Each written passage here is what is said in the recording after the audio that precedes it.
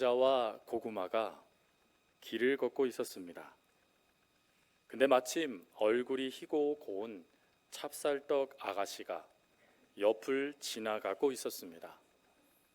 그 찹쌀떡 아가씨의 모습에 뿅간 감자가 감탄하면서 말했습니다. 우와, 예쁘다. 피부가 백옥 같아. 그러자 그 이야기를 들었던 고구마가 톡 쏘며 뭐라고 말했을까요? 이렇게 얘기했답니다. 저거 화장빨이야. 우리 옆에 사람에게 한번 이렇게 인사하겠습니다. 우와, 정말 예쁘시네요. 멋있으시네요. 네. 우와의 진정성을 담으셔야 돼요. 우와, 이거는 그냥 말하는 거고 정말 예쁘시다고. 왜 예쁘죠? 그건 은혜의 하나님의 역사가 우리 가운데 있기 때문입니다. 그러니까 우리는 하나님 때문에 예쁘고 하나님 때문에 멋진 줄 믿습니다. 오늘 말씀의 제목은 행복에 대한 것입니다. 특별히 우리가 행복이라는 걸 이야기할 때 항상 이야기하는 내용이 무엇이냐면 조건입니다. 즉 우리는 어떠한 행복이 우리에게 조건적으로 주어졌을 때 우리는 그것을 행복이라 말하는가 하는 것에 대한 하나님의 말씀을 듣는 것이죠. 지난 2023년도 세계 행복지수라는 것을 독일의 프랑스의 되게 유명한 여론조사 기구인 입소스는 발표를 하였습니다. 총 32개국의 나라를 연구를 하여 행복지수, 행복하다라고 느끼는 그 나라의 백성들의 행복지수는 어떻고, 그리고 각 나라별로 행복의 순위를 매긴다면 몇 등이 될까 하는 것을 32개 나라를 가지고 조사한 뒤 발표하였습니다. 이 발표에 의하면 우리나라 사람들의 행복지수, 행복의 순위는 32개국 중 31등이었다라고 합니다. 즉 꼴찌에서 두 번째밖에 되지 않았던 거예요. 왜 그랬을까 하고 또 연구 결과를 보니까 경제, 사회, 정치, 정신, 건강 할 것 없이 모든 분야에 우리 대한민국 사람들은 불행하다 느끼고 있었다라는 것입니다. 즉 모든 부분에 불행하다 느끼다 보니까 행복은 먼 나라의 이야기, 마치 파랑새를 찾아 다니는 듯한 그러한 무엇인가 수고와 노력을 해야지만 얻을 수 있는 것으로 생각하고 있다는 것입니다. 그런데 이러한 모습에 더 제가 놀라웠던 것은 무엇이었냐면 그럼에도 불구하고 대한민국 국민들이 행복을 느끼는 두 가지 조건이 있었다라고 합니다. 즉 다 불행하다 느낄 수밖에 없는 현실에 놓여져 있는 게 대한민국 국민들인데 그 국민들 중에 많은 이들이 두 가지의 모습을 가지고 조건을 가지고 그래도 나는 행복해라고 말하더라는 것이에요. 그게 뭘까? 조사에 의하니까 두 가지는 바로 자녀와 부부 관계 때문에 행복했다라고 말한다는 것입니다. 즉 자녀들을 보면서 행복하다고 느끼고 부부 관계가 올바를 때 부부는 그 부부 사이에 그 사랑을 느끼면서 행복하다라고 말한다라는 것이에요. 그럼 성도 여러분, 여러분들은 행복하십니까? 왜 아멘이 조금 늦게 나오세요? 행복할 수밖에 없는 것이 하나님께서 우리들에게 행복을 주시기 때문이죠. 하나님의 그 행복하게 하신 그 은혜, 또 우리에게 날마다 숨쉴 수 있도록 역사하시는 그 사랑, 그리고 오늘도 이 땅을 살아갈 수 있는 힘과 능력을 끊임없이 부어주시는 하나님의 그 놀라우신 은혜가 우리에게 끊임없이 부어지기에 우리는 그 행복의 주인공으로 살아가고 있는 것이 맞다라는 것입니다. 그리고 이러한 이 행복에 대해서 오늘 다윗도 무엇이라고 고백을 하냐면 내게 부족함이 없습니다 라고 고백을 합니다. 이 부족함이 없다라는 이 단어의 원 의미는 어떤 의미를 갖고 있냐면 아쉬울 것이 전혀 없습니다 라는 뜻입니다. 즉 내가 이 땅의 삶을 살아가면서 아쉬운 것 하나 없이 모든 것을 누리고 모든 것을 내가 또한 복으로 받고 있다라는 것을 말하고 있는 거예요. 여러분, 아쉬울 것이 없다라는 이 표현을 한 신학자는 또 이렇게 얘기했습니다. 행복하여 그 삶이 축복되다 인정하는 것. 너무 행복해서 와, 이것이 하나님의 복이 아닐까라고 받아들이는 것이 바로 내게 부족함이 없습니다라는 고백이라는 거예요. 그럼 여러분, 다윗이 어떻게 이렇게 행복합니다, 나는 부족함이 없습니다, 나는 참 만족해요 라고 말할 수 있었던 것입니까? 왕이었기 때문이었을까요? 여러분, 이 시편을 쓰고 있는 23편에 보면 암울한 두 단어가 나와요. 그 첫 번째 단어는 무엇이냐면 사망의 음침한 골짜기라는 것이고, 두 번째 단어는 원수의 목전이라는 단어입니다.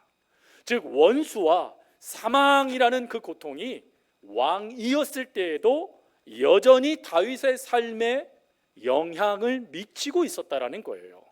근데 그런 영향력이 있는 그런 순간에 다윗은 그것이 아니라 내 행복의 조건은 이런 상황과 환경이 아닌 다른 곳에 있습니다 라고 고백을 했다라는 거예요. 그러면 다윗의 행복의 조건은 무엇이죠? 1절 말씀입니다. 1절 말씀에 다윗은 이렇게 말합니다. 여호와는 나의 목자시니 내게 부족함이 없으리로다. 즉 다윗의 행복의 조건은 하나님이셨다라는 거예요. 그럼 여러분, 질문을 할 수 있습니다. 도대체 다윗에게 하나님은 어떤 분이셨기에 다윗이 하나님, 나는 하나님 때문에 더 이상 필요 있는 것들이 없어요, 난 모든 것이 만족해요, 내게 부족함이 없어요, 아쉬울 것이 없어요, 하나님 너무 행복해요 라고 말할 수 있었던 것입니까? 그것은 하나님께서 다윗의 인생 속에 부어주셨던 은혜 세 가지 때문이었습니다. 그 세 가지 은혜는 하나님께서 오늘 우리에게도 허락하시는 은혜인 줄 믿습니다. 그 은혜 첫 번째는 무엇이냐면 목자가 되신 하나님께서 인도해 주셨기 때문이다라는 것입니다. 여러분, 양에게는요 6가지의 특징이 있대요. 어느 책에 보니까 18가지도 이야기하더라고요. 근데 6가지의 특징을 잠깐 살펴보면 첫 번째, 양은 근시랍니다. 근시. 그래서 멀리 보면 2m 앞을 볼 수 있답니다. 그러나 대부분의 양들은 1m밖에 보지를 못한다라고 합니다. 그래서 눈앞에 있는 풀만 먹으면서 따라가다가 낭떠러진지도 알지 못한 채 그냥 움직여버리는 연약한 시력, 갖춘 것이 동물이 바로 양이라고 하죠. 또 두 번째로 이 양은 잘 속는답니다. 그래서 성경에요, 늑대가 양의 탈을 쓰고 이리와 늑대가 양의 탈을 쓰고 양 곁으로 와서 잡아먹으려고 달려들어도 양이요 분별을 못한다라는 거예요. 또 세 번째로 양은 잘 넘어진답니다. 즉 먹다가도 넘어지고 이야기하다가도 넘어지고 또 뛰다가도 넘어지고 도망가다가도 넘어지고, 그러니까 늘 넘어지는데 1등이랍니다. 1등. 근데 넘어질 때 5번째 특징이 있는데 아예 훌라당 넘어진답니다. 그냥 조금 넘어지는 게 아니라 2번 일어서지 못할 정도로 넘어져 버린다라는 거예요. 그리고 또 5번째로 보니까 양은 이기적이고 제 마음대로랍니다. 그래서 이사야 선지자는 양을 가지고 표현한 성경 구절이 이사야서 53장 6절이지요. 그 말씀이 무엇입니까? 우리는 다 양 같아서 각기 제 길로 갔거늘. 내가 가고 싶은 대로 막 움직여버리는 동물, 그게 양이라는 거예요. 그리고 6번째로 양은요 죽을 때가 되면 온순해진답니다. 이게 철드는 게 아니라 쉽게 포기해버린다라는 거예요. 즉 늑대가 엉덩이를 살짝 물었습니다. 그러면 양은 어떻게 할까요? 나는 끝났다 생각하고 벌러당 눕는답니다. 그냥 죽어버린대요. 근데 여러분, 이 양을 다윗이 뭐라고 표현하고 있습니까? 바로 이 양이 나라고 표현하고 있습니다. 즉 자신이 바로 이와 같이 한 치 앞도 앞을 보지 못하는 근시의 양, 그리고 또 잘 속아버리는 그런 연약한 심성, 그리고 지금 내가 하나님의 일을 행하고 하나님을 위해 산다고 하면서도 쉽게 넘어져 버리는 그런 연약한 믿음, 그리고 더 나아가서 늘 이기적이고 내 멋대로 살아가는 그 악한 속성, 더 나아가서 끝끝내 철들지 못하고 마지막 잘 된다 하는 그때에도 죄를 짓는 연약한 모습이 바로 다윗에게도 나타나는 모습이었기 때문에 다윗은 양을 빗대어 바로 이 양이 내가 맞습니다 라고 말하고 있는 거예요. 근데 그러면 이런 양에게 있어서 절대적인 건 무엇일까요? 바로 목자입니다. 목자가 그런 연약한 양을 함께 해주고 양을 붙잡아주고 양을 인도해 줄 때 양은 푸른 초장 쉴만한 물가로 나아가는 은혜를 얻게 되어져요. 다윗도 마찬가지입니다. 그런 연약한 양과 같은 나를 하나님이 목자가 되어주셨다라는 거예요. 그래서 목자가 되신 하나님께서 내 인생을 푸른 초장으로 그리고 내 인생을 쉴만한 물가로 인도하여 주셔서 뭐라고 표현하고 있냐면 나를 누여주셨다, 눕게 해주셨다라고 표현하고 있는 것입니다. 성도 여러분, 양은 잘 눕지 않아요. 그래서 여러분들이 양의 그림을 본다던가 아니면 양을 담아있는 영상을 보게 되면 양은 한결같이 서 있습니다.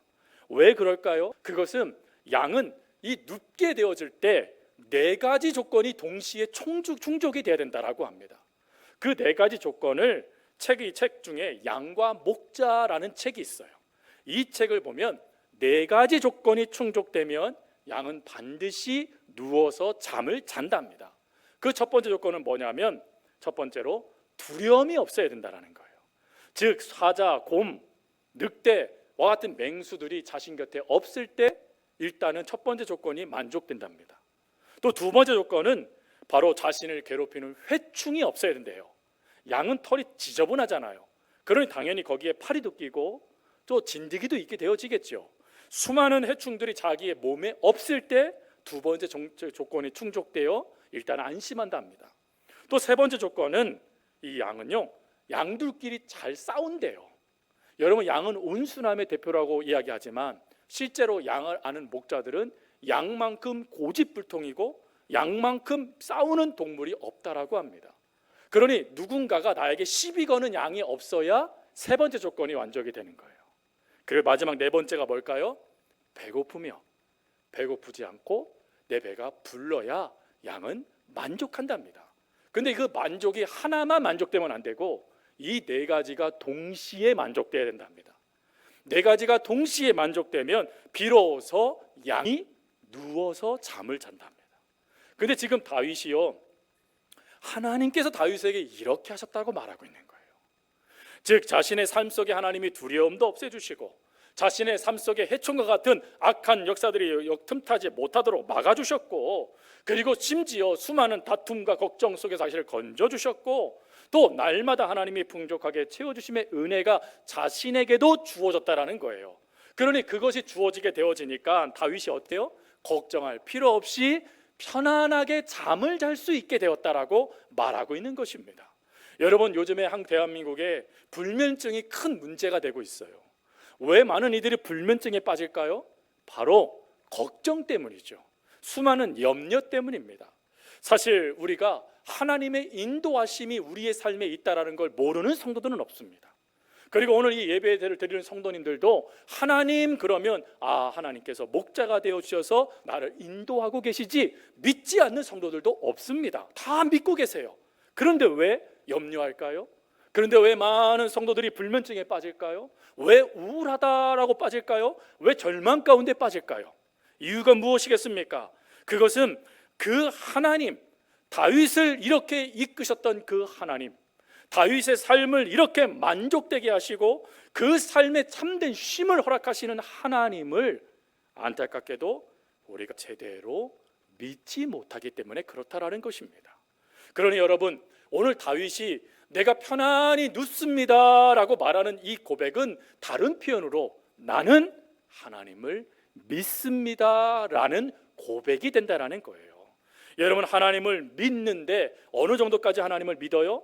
그가 이렇게 또 이야기합니다. 하나님께서 나를 의의 길로 인도하시는 도다.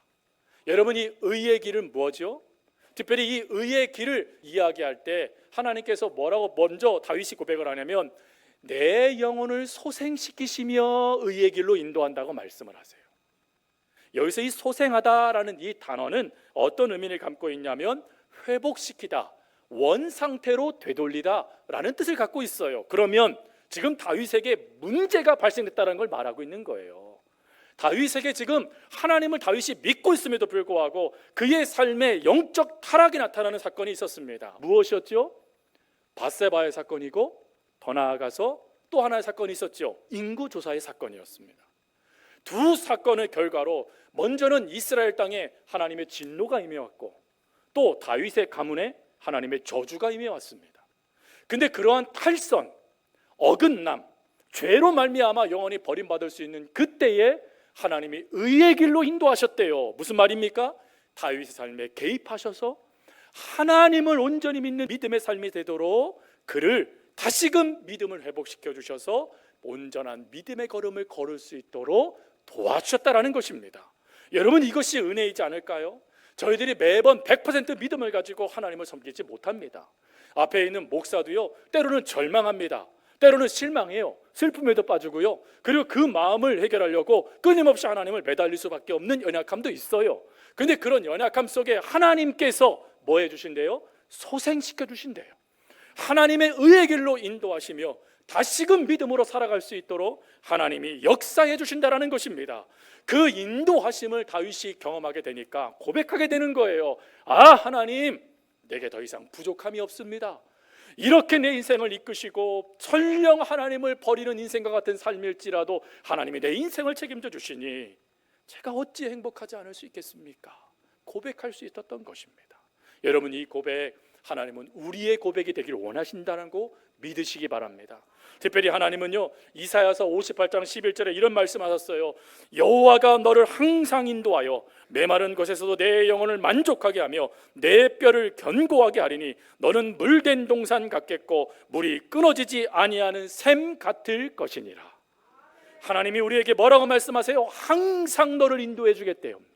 항상 너를 인도해 주며 너의 삶 속에 네 뼈가 견고해지도록, 그리고 내 영혼이 만족하도록, 더 나아가서 날마다 샘솟는 하나님의 은혜가 넘치는 자리가 네 삶이 되도록 하나님께서 역사해 주시겠다 말씀하신 것입니다. 그러니 여러분, 이 은혜의 말씀을 여러분 믿는다라면 하나님께서 여러분과 저의 인생을 애매하게 이끄신다라고 생각하지 마십시오. 하나님의 이끄심은 오늘도 정확한 푸른 풀밭, 정확한 쉴만한 물가로 인도하시는 역사이십니다. 그 역사하심을 위해서 지금도 하나님은 일하고 계세요.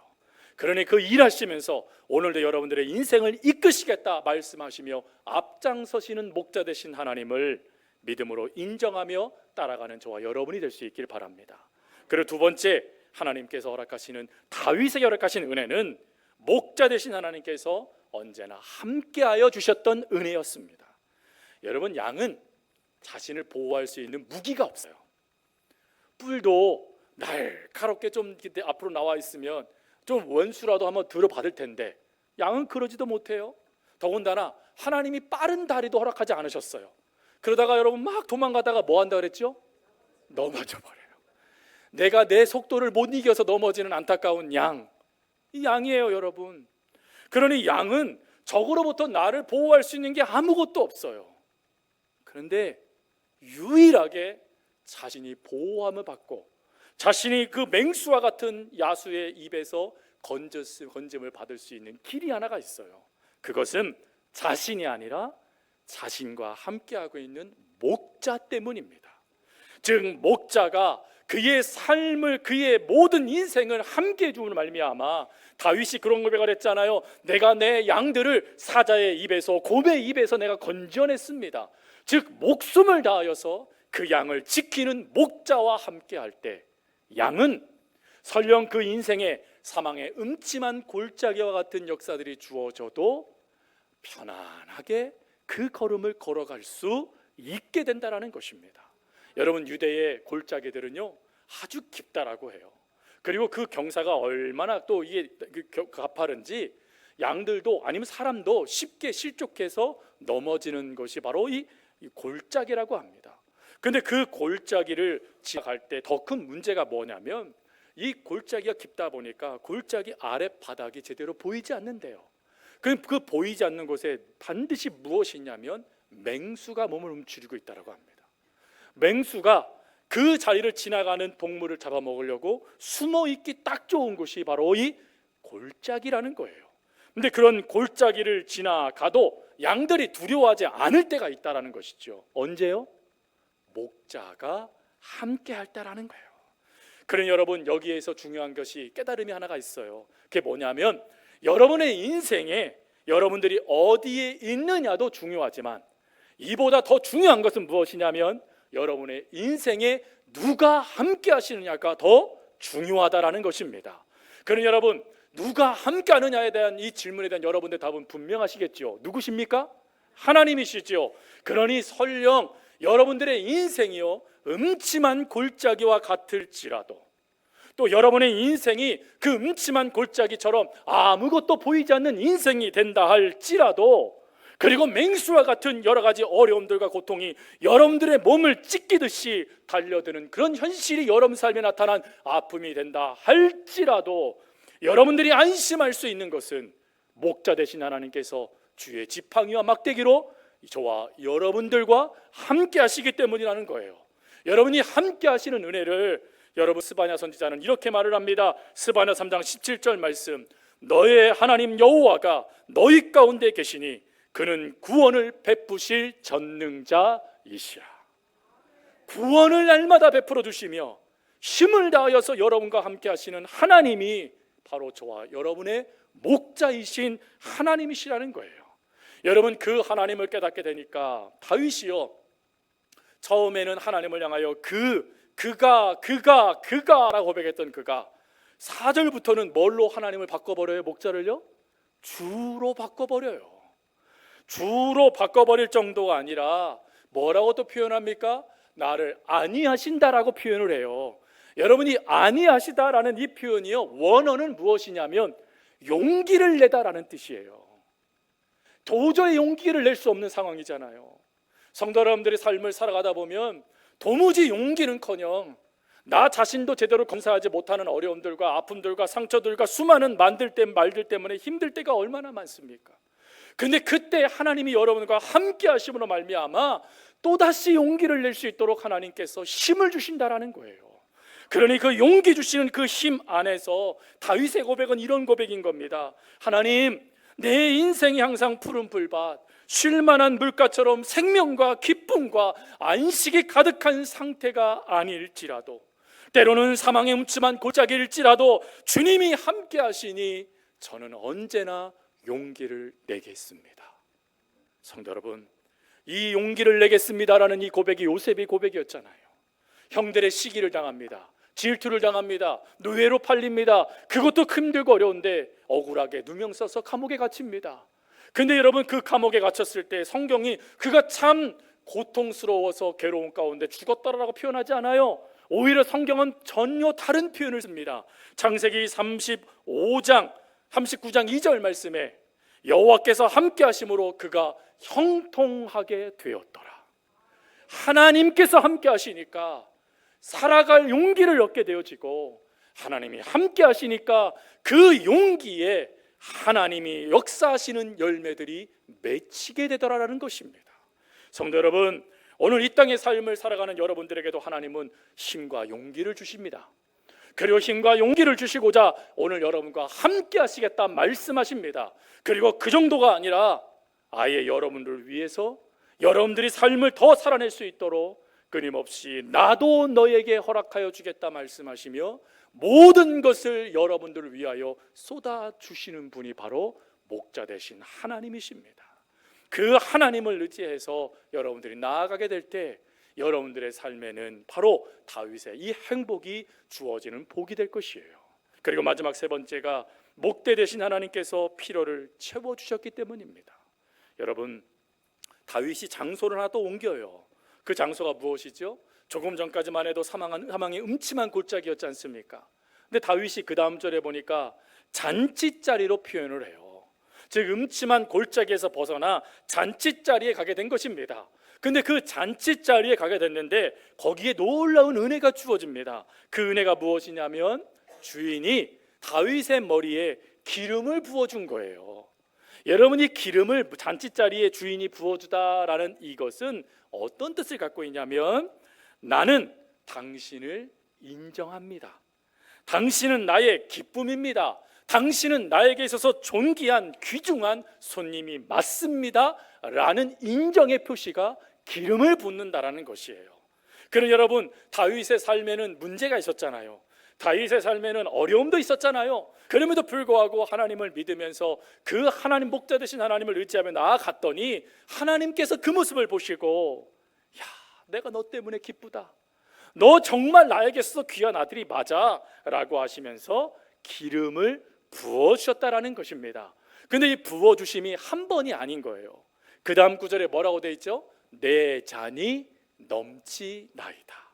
이게 무슨 뜻이냐면, 고대 근동에서는 주인이 손님들을 맞이할 때 당신은 나의 최고의 손님이에요 라고 처음에 머리에 기름을 부어줬던 그 인정함이요, 잔치자리에도 반드시 나타나야 존귀한 자로 인정을 받았답니다. 즉 잔치자리에도 주인이 다시금 그 기쁨을 표현하기 위해서 기름을 갖고 와서 그 자신이 인정했던 그 손님에게 찾아가 머리에 다시 기름을 부었답니다. 그러면 사람들이 그 기름 부음 받는 그 사람을 보면서, 야, 주인이 정말 인정하는 사람이구나, 주인이 정말 자랑하는 사람이구나, 주인이 정말 인정하면서 기뻐하는 사람이구나 하면서 그를 존대해 주었다라는 것이에요. 지금 그 존대함을 누가 받고 있대요? 다윗이 받고 있대요. 심지어 그 존대함을 받는 자리가 어느 자리입니까? 원수의 목전에서. 여러분, 여기서 이 원수의 목전이라는 이 원수는 원래 의미는 어떤 의미냐면 몸서리 치도록 싫은 무리를 말합니다. 한 명이 아니에요. 무리들 앞에서 목자 되신 하나님께서, 주인 되신 하나님께서 다윗의 머리에 기름을 부어주시며 말씀하신다는 거예요. 나는 너를 인정한다. 너는 나에게 있어서 귀중한 자이다. 나는 너에게 너무나 소중한 자임을 많은 사람들 앞에 선언한다, 말씀하신다는 겁니다. 여러분, 이 선언의 의미가 놀라운 것이 무엇이냐면, 신학자들은 그 선언을 이렇게 해석했어요. 하나님의 인정하심은 갚아주심의 역사이다. 즉 하나님께서 인정해 주신다는 것은 난 이 인정함으로 끝나는 것이 아니라 그 앞에 있는 원수들의 수많은 문제들을 하나님이 대신 갚아주신다는 선언이라는 뜻이라는 거예요. 여러분, 이것을요 한 시인이었던 정호성 시인이 그의 산문집이었던 내 인생에 힘이 되어주는 한마디라는 책에서 뭐라고 표현했는지 아십니까? 이렇게 표현했어요. 내 원수는 남이 갚아줄 때 그것은 사랑이 된다. 내가 갚아주는 게 아니라 남이 갚아줘야 되는 거라는 거예요, 원수는. 그런데 성경은 원수를 누가 갚아주신대요? 하나님께서 갚아주신대요. 성도 여러분, 여러분의 인생에 몸서리 치도록 싫은 사람, 몸서리 치도록 여러분들이 힘들고 아프게 하는 원수와 같은 자들이 여러분 곁에 계십니까? 걱정하지 마십시오. 하나님께서 갚아주신답니다. 하나님께서 여러분의 인생에 기름을 부어주시며 여러분의 인생을 책임주신답니다. 여러분, 그것을 다윗이 깨달았기에 사무엘하 16장 12절에 이렇게 고백한 거예요. 선으로 내게 갚아주시리라. 하나님이 갚아주시리라. 하나님께서 내 인생을 하나님께서 책임져 주시고 내 필요에 반응해 주시며 심지어 원수의 모든 것조차도 하나님께서 갚아주실 것을 저는 믿습니다 라고 고백했다라는 겁니다. 여러분, 그래서 그 고백의 시편 26절 이 3편 오늘 6절에 뭐라고 고백해요? 이렇게 고백했잖아요. 내 평생의 선하심과 인자하심이 반드시 나를 따르리니 내가 여호와의 집에 영원히 살리로다. 하나님 원수조차도 갚아주시는, 원수의 그 역사조차도 갚아주시는 하나님이 계시고 내 인생에 필요한 모든 것들을 채워주시는 하나님도 계시고 많은 사람들이 나를 인정하지 않는데 내가 너를 인정한다라고 반복하여 역사하시는 하나님이 내 곁에 계시는데 하나님, 제가 어디로 떠나겠습니까? 저는 하나님 안에 살겠습니다. 저는 하나님만을 만족하는 삶을 살겠습니다 라고 고백하고 있었던 것입니다. 성도 여러분, 이렇게 고백할 수 있기를 하나님은 우리들에게 원하세요. 그래서 요한복음 10장 11절에 하나님은 이렇게 말씀을 하세요. 나는 선한 목자라. 선한 목자는 양들을 위하여 목숨을 버리거니와. 하나님이 우리의 목자가 되어주신답니다. 선한 목자가 되어주셔서 우리의 삶을 이끌어 주실 뿐만 아니라 사도 바울은 그 역사를 빌립보서 4장 19절에 이렇게 말해요. 나의 하나님 그리스도 예수 안에서 영광 가운데 그 풍성한 대로 너의 모든 쓸 것을 채우시리라. 하나님이 우리를 위해서 선한 목자가 되어주실 뿐만 아니라 채워주신대요. 여러분의 삶에 궁핍하고 필요한 모든 것들을 하나님이 공급하시며 역사해 주신대요. 그럼 여러분 이렇게 질문할 수 있잖아요. 하나님, 나 같은 게 뭐라고 그렇게 하세요? 하나님, 내 인생이 뭐라고 하나님 그런 은혜를 부어주세요? 여러분, 그 은혜에 대한 답을 신학자였던 한스 카루스는 요한복음 15장 16절을 인용하면서 이렇게 정의를 내렸어요. 목자가 양을 선택한 것이지 양이 목자를 선택한 것이 아닙니다. 즉 우리는 참 목자 되신 하나님의 선택을 받았기 때문입니다. 하나님이 여러분들을 선택하셨어요. 하나님이 여러분들을 목자 되시겠다고 여러분들 양 되신 저와 여러분들을 선택해 주셨어요. 그 선택해 주신 하나님께서 비록 여러분들의 삶 속에 온몸으로 더러운 것들을 쏟아놓는 죄의 모습이 나타난다 할지라도, 또 여러분들이 그러한 모습 속에서 창피함을 느끼고 걱정하며 주눅드는 인생이 된다 할지라도 하나님은 오히려 그런 여러분들을 붙잡아 주십니다. 오히려 그런 여러분들을 품어주십니다. 오히려 그런 여러분들을 이해해 주시고 여러분 삶에 넘치는 하나님의 잔을 허락하여 주십니다. 그 은혜를 경험하여 여러분들도 하나님 행복합니다, 하나님 내가 더 바랄 것도 없습니다 라는 고백이 되도록 하나님은 여러분들을 언제나 여러분들을 붙잡아 주시며 함께해 주신다라는 거예요.